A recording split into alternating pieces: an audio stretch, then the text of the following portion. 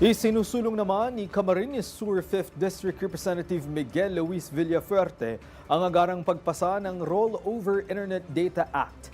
Ayon kay Representative Villafuerte, nakasaad sa panukalang batas na ito na lahat ng internet service providers ay dapat payagan ng mga subscriber na makapag-rollover ng unused data at magamit ulit ito sa mga susunod na mag-avail ng data load. Idagdag pa niya na sa ilalim ng panukalang ito, kapwa prepaid at postpaid users ay makikinabang.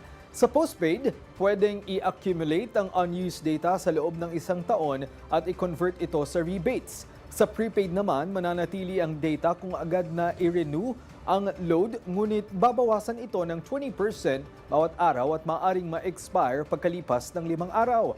Layon ng batas na protektahan ang mga internet user at tiyakin na walang nasasayang na data na binabayaran ng tao.